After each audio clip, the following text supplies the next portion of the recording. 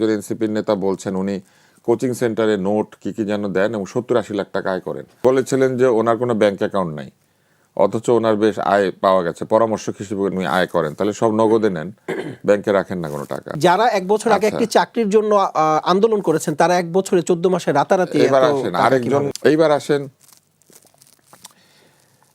আরেকটা বেশ সুন্দর কথা উনি বলেছেন যে এনসিপি তাদের সঙ্গে গিয়েছেন, এটা নিয়ে হয়তো অনেকের মন খারাপ। আসলে মন খারাপ কারো না।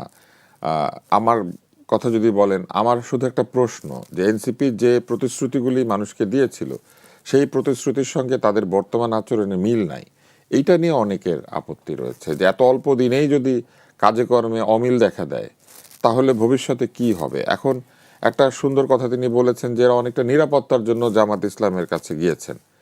তার মানে রাষ্ট্র সরকার নিরাপত্তা দিতে পারছে না, হ্যাঁ, এই দলটা নিরাপত্তা দিতে পারবে বলে তারা আশা করছেন যদি একটা এই জোটে থাকা যায়। খারাপ কিছু না, কিন্তু আপনি বলেন এই দলটা দাবি করে যে তারা বাংলাদেশের এই যে পট পরিবর্তনের সবচেয়ে বৃহৎ ভূমিকা পালন করেছে, যেমন আওয়ামী লীগ দাবি করত এবং এখনো করে, মুক্তিযুদ্ধ তারাই করেছে।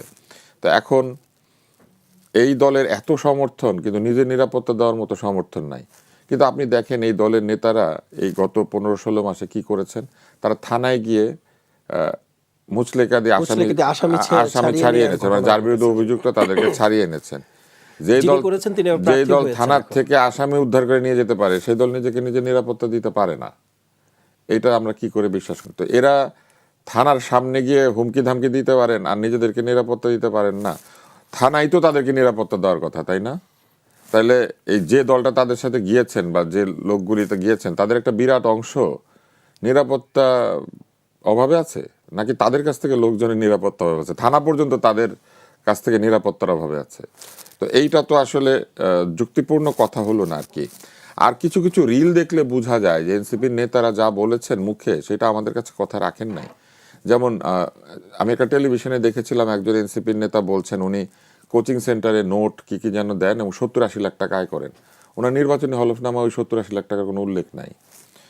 তারপরে আমি দেখেছি আরেকজন বলছেন বাড়িটা ভাঙা, বাড়িটা নষ্ট, কিন্তু পরে উনি বলছেন 3 একর জমি না 1.5 একর জমির উপরে সবচেয়ে বড় বাড়ি সবচেয়ে, এবং উনি তো দাঁড়িয়েছেন ওনার বাবাও ডামি ক্যান্ডিডেট হিসেবে দাঁড়িয়ে গেছে। এবং তুষার ভাই, আমি আরেকটা বিষয় আপনার নজরে নিয়ে আসি, সেটি হচ্ছে বাবার চেয়ে কিন্তু পিতার চেয়ে ছেলে সম্পত্তি কিন্তু বেশি দেখানো হয়েছে। এই পুত্র 1 বছর আগে কি কাজ করতো? যারা 1 বছর আগে একটি চাকরির জন্য আন্দোলন করেছেন তারা 1 বছরে 14 মাসে রাতারাতি। এবার আসেন আরেকজন বলেছিলেন যে ওনার কোনো ব্যাংক অ্যাকাউন্ট নাই, অথচ ওনার বেশ আয় পাওয়া গেছে, পরামর্শক হিসেবে উনি আয় করেন। তাহলে সব নগদে নেন, ব্যাংকে রাখেন না কোনো টাকা। তারপরে এই যে হিসাবের গরমিল, আবার এটাও আমরা দেখেছি এনসিপির থেকে পদত্যাগী নেতা পদত্যাগের আগে এনসিপির হয়ে নির্বাচন করবেন বলে বিকাশে টাকা নিয়েছেন, আবার সেই টাকাটাকে হলফনামা উল্লেখ করে দিয়েছেন যে তার নির্বাচনী ব্যয় বিকাশ থেকেই হবে। তো এই যে স্ববিরোধী রাজনীতি, এটাকে আমরা আশা করেছি? আমরা তো এটা আশা করি নাই। কারণ আমাদের যে বয়স, আমরা যদি এখন করি তাও ধরেন মেনে নেওয়া যায় যে এই লোকগুলি পুরানা সিস্টেমের মধ্যে ছিল, করাপ্ট হয়ে গিয়েছে, ভালো না, বুঝে না, তাই না? কিন্তু যারা মাত্র জীবন শুরু করেছে রাজনীতির, তাদের আচরণ যদি এরকম হয় তাহলে আগামী 40 বছরে তারা কি করবে? এইটা তো মানুষের মনে সন্দেহ আসতে পারে। এটা কিন্তু হিংসা বিদ্বেষ থেকে আসে নাই, এটা জনগণ নিরাপত্তার অভাব বোধ করছে। জনগণ চিন্তা করছে এরা যদি এখনই এরকম করে তাহলে আগামী 40 বছর এরা কি করবে, আগামী 50 বছর এরা কি করবে। অনেক আছে চাকরি বাকরিও করে নাই জীবনে, কিন্তু সংসদ সদস্য হওয়ার জন্য দাঁড়িয়ে গেছেন এবং তাদের জীবনে কোনো প্রতিষ্ঠান চালায়নি, আয় করে নাই, জীবনে প্রথম আয়কর ফাইল কমপ্লিট করেছে, আয়ের উৎস বলতে পারে না, এবং যেসব হলফনামা সবাই দিয়েছে এবারের, মানে সবাই বলা উচিত না, মানে বিরাট বিরাট লোকজন যেসব হলফনামা দিয়েছেন, এই হলফনামা যে সত্য নয় এটা দেখলেই বোঝা যায়। তো এই সব কিছু মিলিয়ে ভোটার হিসেবে আমার মতো মানুষেরা খুবই হতাশ। কারণ আমরা আশা করেছিলাম যে বদল মানে বদল। আপনি বলেছেন না পালা বদল, এটা নাটকের শব্দ। পালা বদল মানে হচ্ছে সিকোয়েন্স চেঞ্জ। হ্যাঁ, তো সিকোয়েন্স চেঞ্জ হয়, নাটকের স্টোরি চেঞ্জ হয় না। কিন্তু আমরা তো চেয়েছিলাম যে স্টোরিটাই চেঞ্জ হবে, নতুন নাটক হবে। এখন সবাই বলতো নাটক কম করো পিও, এখন তো দেখছি নাটকই হচ্ছে, আর কিছু হচ্ছে না। এটা কি আমাদের জন্য হতাশাব্যঞ্জক নয়? আমি খুব সাধারণ মানুষ হিসেবে বলি, আজকেই আমি সকালবেলা ইন্টারনেটে দেখেছি যে ঢাকা চট্টগ্রাম হাইওয়েতে একটা বাস থেমেছে, তার পেছনে কিছু গাড়ি থেমেছে, গাড়িগুলি ভেঙে ডাকাতি হয়েছে, পুলিশ নাকি কাছেই দাঁড়িয়েছিল, তারা আসে নাই। রাষ্ট্র, সরকার, পুলিশ যদি নিরাপত্তা দিতে না পারে তাহলে জোট করে নিরাপত্তা পাওয়া যাবে, বা কোনো নিরাপত্তার প্রয়োজনে জোট করে লাভ হবে? আমার মনে হয় যে আমাদের ভিন্ন চিন্তা করার খুবই প্রয়োজন রয়েছে। জি, ধন্যবাদ। জাতীয় সরকার নয়, চিন্তা ভাবনার ক্ষেত্রে একটা জাতীয় ঐকমত্য দরকার ছিল, এবং এই যে জাতীয় ঐকমত্য যে হয় নাই, এইটা একদম হাতে নাতে প্রমাণিত হচ্ছে। এই অন্তর্বর্তী সরকারের সবচেয়ে ব্যর্থ কমিশন হচ্ছে ঐকমত্য ঐকমত্য কমিশন। কমিশন। এখনো কি এনসিপি ওটাতে সাইন করেছে? আমার তো মনে হয় এনসিপি এখনো জুলাই সনদে সাইন করে নাই।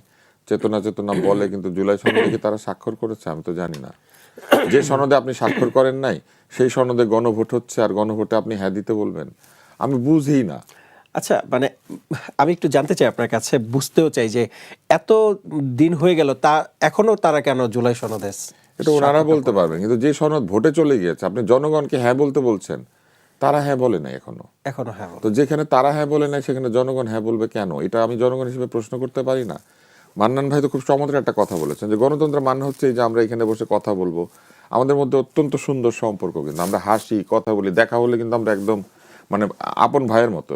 কিন্তু আমরা তো তর্ক করতেই পারি, এই তর্কটাই তো আমাদেরকে সামনের দিকে নিয়ে যাবে।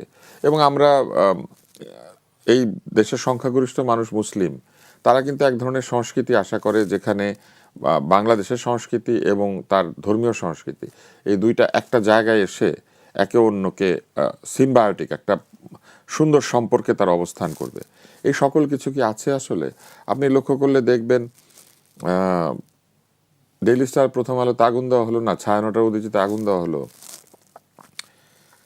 রক্ষা করার জন্য এনসিপির নেতা নেত্রীরা একদম এগিয়ে গিয়েছেন, আমরা এগিয়ে এসেছি এখানে প্রতিরক্ষা করতে। কিন্তু তার আগের দিন এগুলো ভাঙার যারা উস্কানি দিয়েছিলেন, সেখানে কি তাদের কোনো লোকজন ছিলেন? তাদের ব্যাপারে তারা কোনো ব্যবস্থা